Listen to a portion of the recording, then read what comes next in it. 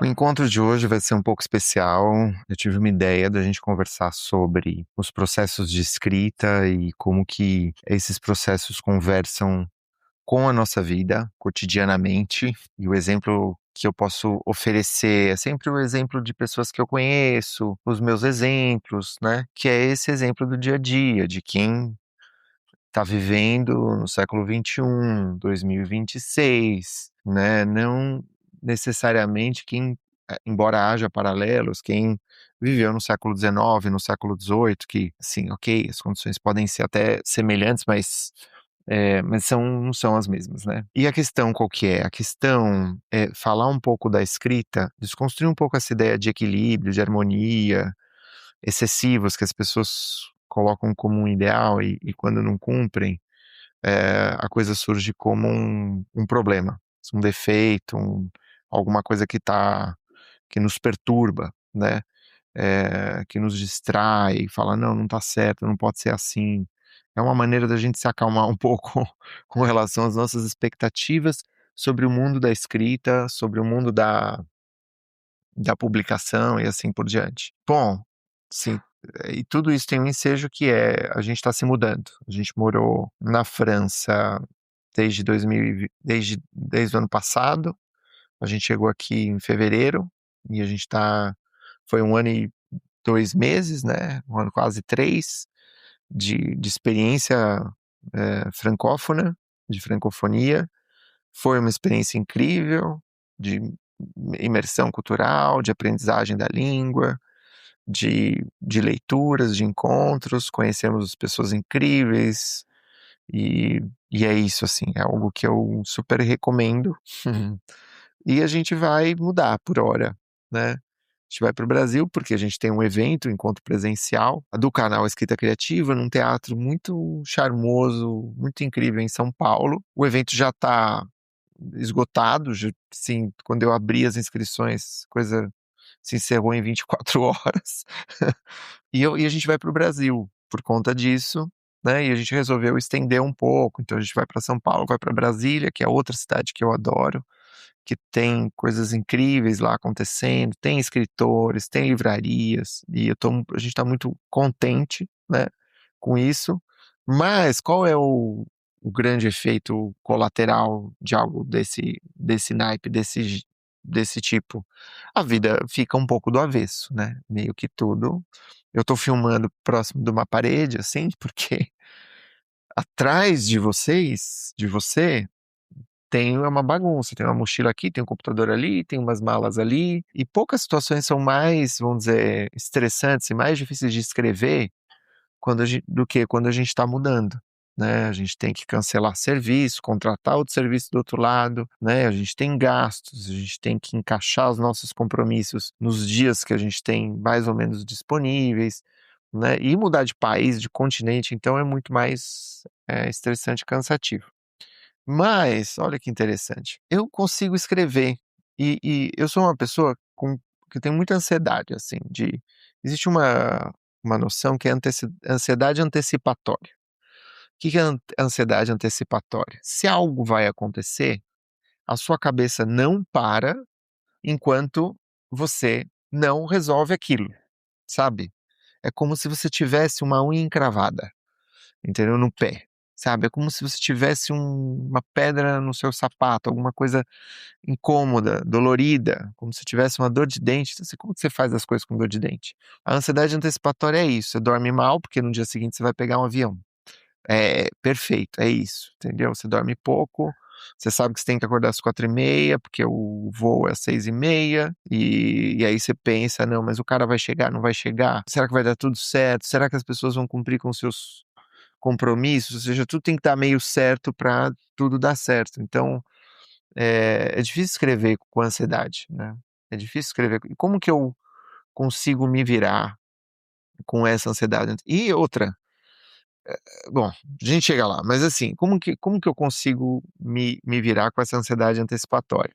Em primeiro lugar, eu coloco tudo numa sequência mais ou menos organizada, entende? Eu coloco tudo numa sequência mais ou menos organizada, eu divido as coisas em passos. Então, por exemplo, a gente vai A gente muda de país, você vai ter um dia em que você vai arrumar a tua casa para pôr as coisas num box, num depósito, né, que você vai deixar lá para quando você voltar. Você vai ter que agendar a inspeção do apartamento para a entrega das chaves. Você vai ter que agendar, eventualmente, uma faxina para fazer essa entrega. Ou você vai agendar um dia para você fazer isso você mesmo. Aí você agenda, você entende? Tudo é uma sequência. E o que você pensa? Ó, o que eu preciso me preocupar agora? Com a próxima etapa. Claro que para isso você tem que destrinchar muito bem as etapas. Você não pode se esquecer de agendar com um cara que vai te buscar de madrugada para ir no aeroporto. Isso me ajudou muito, muito. Dormir bem me ajuda muito. E é muito difícil dormir bem quando a gente está ansioso. O que eu tomo? Eu tomo um negócio que tem a ver também com é um suplemento alimentar que não se pode, que tem que ver exatamente se pode, se não pode tomar, mas é uma coisa para mim, que é você pode tomar um Ansiodoron, que é algo natural, que não tem nenhum efeito contraindicado, pelo menos o que eu imagino, maracujina, essas coisas bem naturais, homeopatia. O efeito placebo da homeopatia ajuda. Ah, não acredito em homeopatia. Então acredite no efeito placebo da homeopatia, sabe? É bom, ajuda. Dependendo do país onde você tá, tem países que isso é proibido, tem outros que é permitido. A gotinha é, do, como é que é CBD, né, que te deixa mais ou menos tranquilo.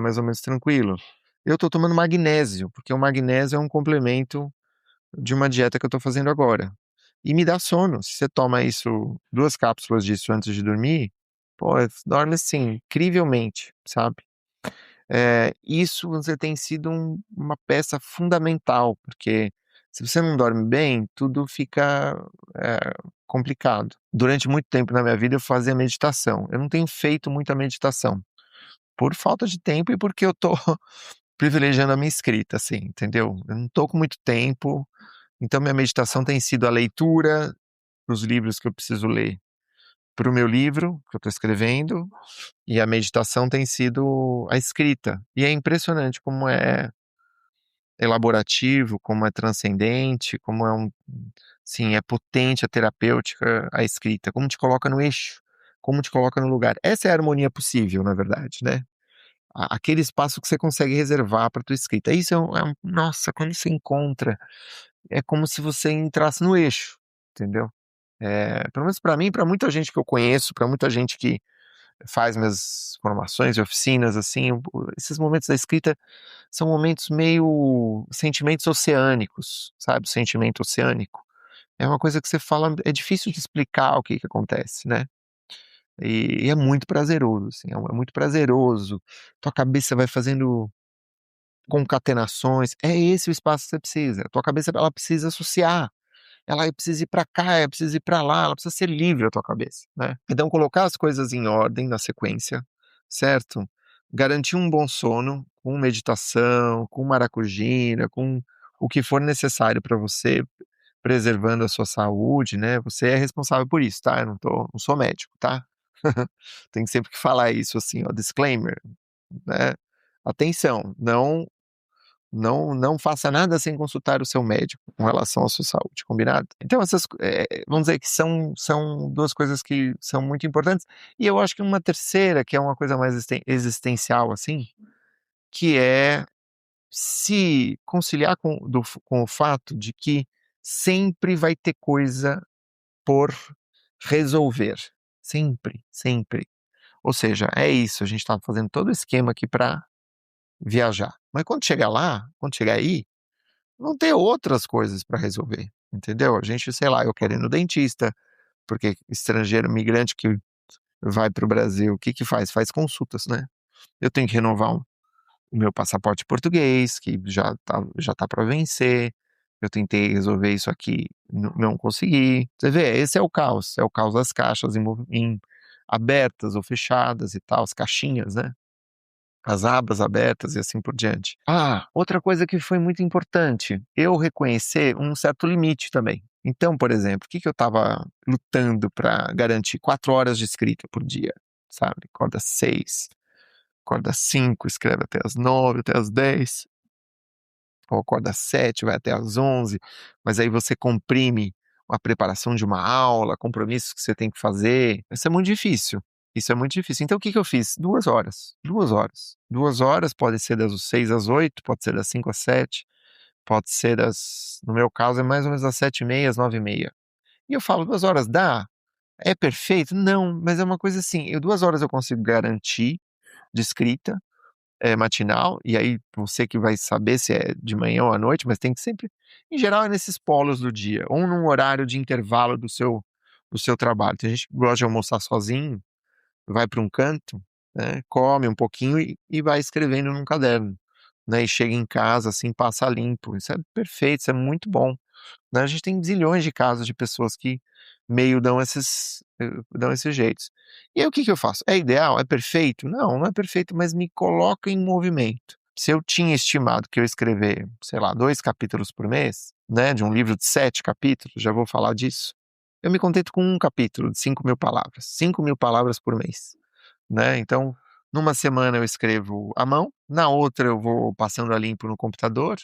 Todos os dias eu sempre escrevo 1 hora e leio 1 hora, porque o meu projeto atual é de não ficção, então tem releituras, provavelmente a grande maioria desses livros que eu estou lendo, eu já li, então eu estou relendo, e eu tinha esquecido um monte de coisa, e está sendo muito bom reler. Então 1 hora de escrita, 1 hora de leitura por dia de manhã, no caso de uma não ficção. No caso de uma ficção, você está mais livre, entende? Você está mais livre, porque você pode, né, escrever, revisar, pensar. Você pode ler poesia por uma meia hora, uns 20 minutos, né, que já tem uma potência enorme, né. Você pode ler teu texto em voz alta, você vai exercitando o teu texto. Outro elemento que eu acho interessante trazer aqui é o seguinte, é um pouco dar a satisfação para você das coisas que vêm acontecendo, porque muitas vezes eu posto alguma coisa e a pessoa fala: "Não, mas e aí, o que que aconteceu com esse projeto, né?". Eu vou te contar uma história muito interessante, assim, um pouco para servir de libertação para nós, para você e para mim, e para todo mundo que está escrevendo ou quer escrever. Eu estava trabalhando num projeto assim, que eu peguei para valer esse projeto em 2024, projeto de não ficção. Estudando, estudando, estudando, lendo, escrevendo, comecei a construir, fiz uma certa ordenação dos capítulos, eu tinha uma editora interessada nesse projeto, mas aí aconteceu uma coisa que foi muito maluca, que eu trouxe os livros aqui para a Europa dos material que eu estava pesquisando, uns 2 pilhas, assim, mas eu cheguei aqui, não consegui lidar com esse projeto. Pois mais para frente eu vou falar da natureza do projeto uma outra ocasião. Quando eu chamo projeto é um livro, tá? Mas tinha aí 25.000 palavras, para um livro que eu queria que tivesse, sei lá, umas 40.000, 45.000, ou seja, eu estava bem avançado. Mas, cara, não deu naquele momento para seguir. E olha que eu insisti, hein, insisti, insisti, insisti. Mas eu falei: "Nossa, não, isso está me afetando a escrever sobre esse projeto agora", porque a experiência migratória também é uma experiência à flor da pele, né. Se vocês quiserem, num próximo vídeo eu posso falar sobre a experiência, sobre a cultura francesa, sobre a literatura na cultura francesa. Comenta aqui embaixo no comentário do vídeo, o que que você gostaria, dentro desse vídeo que a gente está fazendo agora, que você gostaria que eu desenvolvesse eventualmente. Você gostaria que eu falasse sobre, né, as particularidades da cultura literária francesa e como que isso é um baita tema, como que isso me fez ver a cultura literária brasileira de outra maneira? Enfim, eu fico na dúvida, porque é um tema que eu gosto, mas é um tema, assim, mais avançado, né, assim, de um nível mais avançado. O que que eu estava falando? Bom, eu estava escrevendo esse livro em 2024, cheguei aqui, não consegui seguir nesse livro, eu estava, assim, escrevendo, manuscrito, eu passei para escrita manuscrita, fiquei só no caderno, falei: "Não quero passar limpo agora", e 1 hora parei, tive que parar, não deu. Mas eu não consigo parar de escrever, então o que que acontece? Foi na época, não sei se você se lembra, se você está no canal há algum tempo, dos 10 anos, 10 dias, né, o canal fez 10 anos, e eu entrei naquele projeto de ficar caminhando 10 quilômetros, né, fotografar, voltar para casa e escrever, né, escrever sobre essa coisa de crônica de viagem, que eu amo e tal. Foi uma celebração e um convite para as pessoas que fazem minhas formações a fazer um trabalho parecido e tal. Foi super bacana. E era uma maneira de me colocar em movimento, por mais difícil que tivesse minha vida, porque eu estava estudando francês, estava precisando me haver com burocracia, né, de mudança de país, etcétera. Estava ainda procurando um apartamento naquela época, foi bastante perrengue. Aí, o que que aconteceu? A gente foi para um festival em Zagreb, na Croácia, e estava muito quente durante esse festival, super quente. A cidade me estimulou muito, assim, eu adorei a cidade, tinha uma coisa meio paulistana, meio bagunçada, meio grafite, uma coisa assim. E é engraçado, né, porque muitas vezes você fala: "Não, Thiago, agora você vai para um lugar ideal, perfeitinho, não sei o que lá, você vai conseguir escrever". Nem sempre é assim. Você sabe que eu tenho um amigo que é um baita editor, de uma grande editora, ele se mudou para os Estados Unidos, passou um ano lá, a esposa dele tinha uma pós para fazer, uma coisa assim, uma especialização, e ele estava de boa, ele foi acompanhar a companheira, né. E ele não conseguiu escrever. Ele falou assim: "Não, eu tinha tempo demais". Você vê que coisa mais maluca? Então, assim, essa coisa de você ficar procurando o tempo ideal, o momento ideal, é muito furado, né, muito, muito furado. Aí o que que aconteceu? As tardes eram muito quentes, assim, tipo 38 graus, estava difícil ficar na rua, tipo turistar. Então o que que a gente fazia? Nesses momentos em que o dia estava mais a pico, a gente ia para o apartamento, ligava o ar-condicionado, e a minha companheira tirava um cochilo, e eu ficava lendo. E nisso que eu comecei a ler, eu me deu muita vontade de escrever. E eu comecei um projeto, assim, do zero, que eu falei: "Eu quero escrever sobre algo que eu já sei, não quero nem precisar pesquisar muito". E foi muito legal, porque eu criei um ritualzinho para escrever e escrevi, sei lá, umas 20.000 palavras desse projeto, também de um livro de não ficção, de um tema que eu já queria meio que fazer, tal, estava ali adormecido. E que provavelmente teria uns 40.000 palavras também. Ou seja, só para recapitular, tinha um projeto ali de 2024 que eu parei em fevereiro, aí eu fico uns meses meio parado, aí eu começo um outro, né, que rende umas 25.000 palavras, e acontece que lá setembro, outubro, o meu trabalho, que é o canal de escrita, a gente começa a mentoria, né, mentoria de não ficção, e hoje em dia a nossa mentoria ela abrange projetos de ficção e não ficção. E cara, eu mergulho nisso pra valer, assim, é isso assim, é um baita de um investimento pessoal, né, em todos os sentidos. Não consigo continuar esse projeto. De outubro, escrevo um monte de coisas, porque eu estou estudando os livros pra mentoria, né, tô relendo um monte de coisa, né, tô lendo material é isso, assim, é o trabalho de docência, mais imersivo, assim. E aí o que acontece? Eu consigo retomar o ano de 2026, esse que nós estamos começa, e uma hora eu falo: "Não, agora vai ter que ser", né, eu faço o lançamento da formação do romance, preparação do romance, e quando acaba isso eu falo: "Não, vou sentar para escrever". E o que que eu ia escrever? Né. Aí eu inclusive publiquei, tem um amigo que a gente um amigo escritor, poeta, editor também, o Tarso de Mello, vocês conhecem, ele é um grande amigo de muitos anos e tal. Uma vez que ele me fez uma provocação, assim, né, sobre um tema específico de um projeto literário. Ele falou: "Pô, Thiago, você tem que achar tempo para escrever isso. Além de tudo, a gente tem que lidar com as expectativas alheias". Mas assim, foi um bom empurrão, assim, eu na hora eu fiquei sem reação. Falei: "Cara, tipo, tá bom, beleza, vou ficar com isso, vou levar pra casa". E eu estava começando um terceiro projeto, coisas que eu falo que eu não aconselho, não tô aconselhando nada disso pra vocês. Estava começando um terceiro projeto.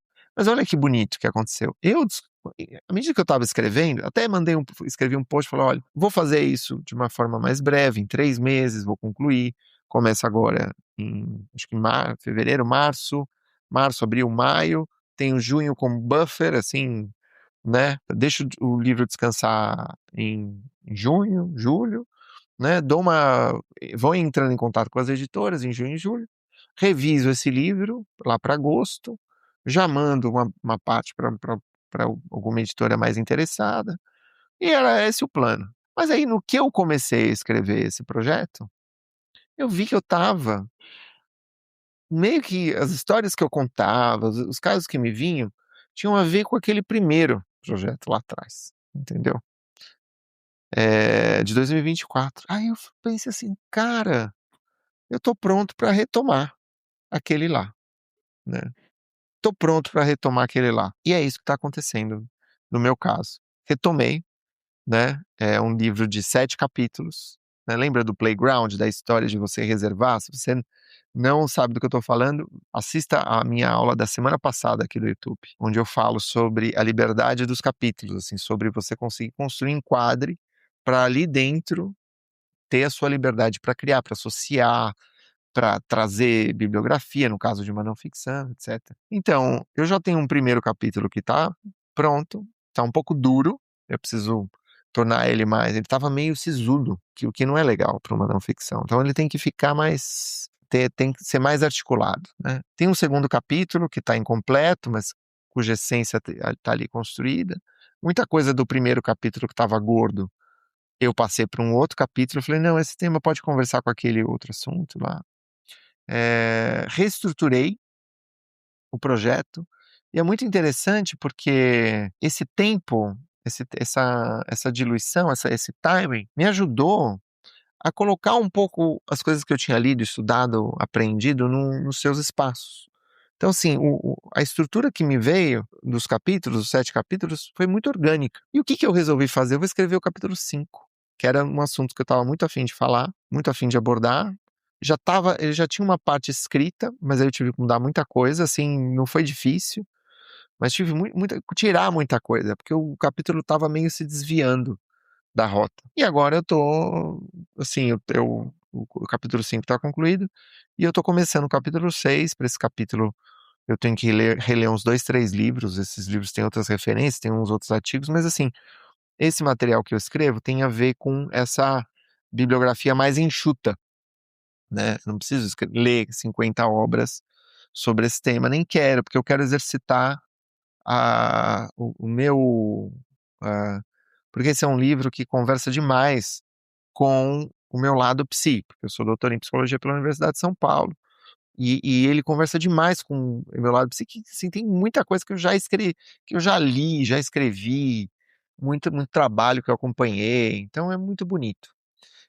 Eu vou encerrar, porque eu não quero que essa aula seja muito grande, mas assim, eu acho que qual que é a nossa, talvez um aprendizado mais difuso, complexo e denso, sobre o qual a gente pode discutir, dessa conversa, que a gente tem que aceitar um certo grau de desorganização para poder encontrar a coesão, entendeu? Da obra. A obra tem que ser coesa. Ela não pode ser essas caixas abertas que você não está vendo ali, aqui atrás, entendeu? Não pode. Ela tem que ser coesa, né? Mas que isso é uma coisa muito importante. Você tem que deixar a tua oficina mental de escrita, o seu caderno sempre aberto, entendeu? Porque esse trabalho de escrita, ele vai e volta e nada se perde.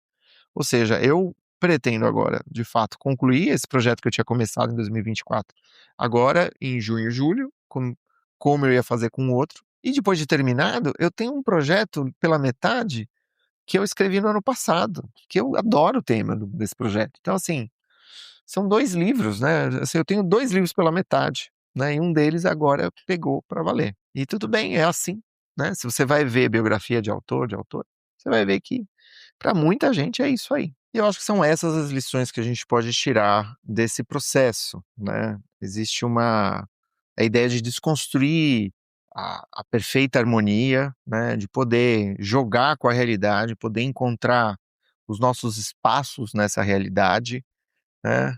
E por falar nisso, já falei disso antes, rotina autoral, a gente precisa de rotina autoral. Eu tenho uma formação breve, uma formação ágil, uma formação prática, para você que precisa se organizar nesse espaço, que precisa se organizar com as suas atividades, com as suas responsabilidades. A ideia é que você seja o escritor que você quer ser e que você seja o escritor dentro das condições que você tem. Então, como que a gente faz para se organizar? E a gente vai deixar o link aqui no descritivo desse vídeo, então não perca tempo, né? A gente leva muito tempo para começar, né? Para de fato se organizar.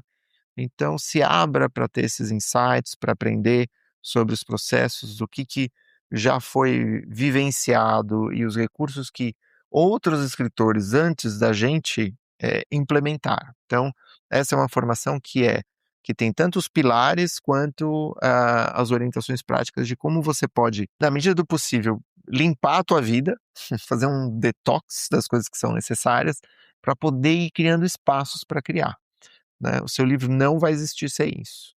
Pessoal, curta esse vídeo se você curtiu, compartilha com um amigo que está também empenhado em escrever um projeto e a gente segue. Um grande abraço e até mais. Tchau.